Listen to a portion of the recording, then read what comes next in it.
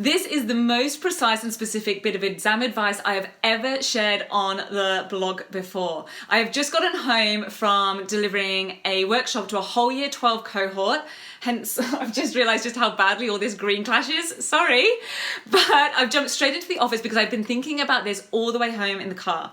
I saw so many students losing out on easy marks, and by easy marks I mean the marks they should and could be getting based on their ability and how much of the rest of the question they're able to answer. This part is really very simple, but it's meaning so many students are dropping marks or dropping down from the A to the B criteria.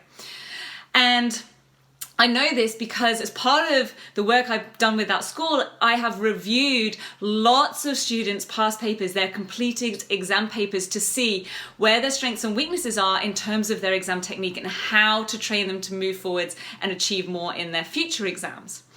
And chances are this is the same for many other students across the country as well. So if your teen has ever had to tackle or answer a question to do with graphs, reading off of a chart, producing a diagram, reading from a diagram, measuring something in some way, or drawing that thing in some way, then listen carefully. Here's what they need to know. Exam boards are not just testing the processes that go into that and their ability to do whatever it is that's being required, they're also looking at precision and accuracy.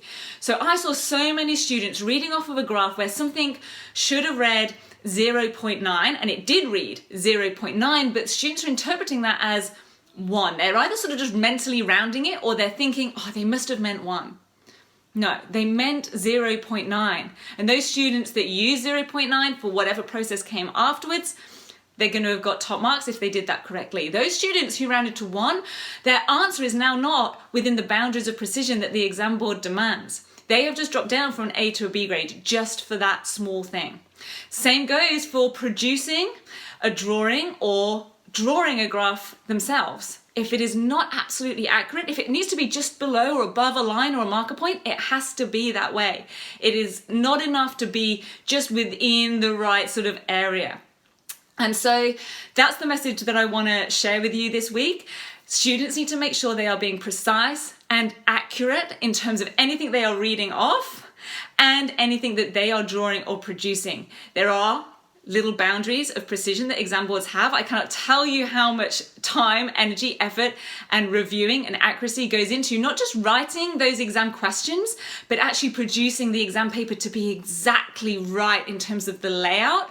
So if something reads off as a certain measurement, not only do students need to measure that extremely carefully, they need to use that precise measurement in anything else that comes afterwards, whether it's a description, an analysis, a comparison, or of course a calculation. And I see this in subjects, not just like maths and science, but also business, economics, of course, anything to do with design tech, also geography and history.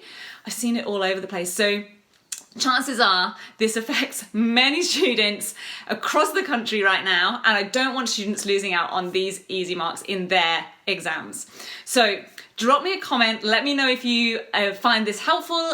Please go ahead and share this blog or this link or this video with friends and family any way you'd like, and until next week, let's make this a fantastic week.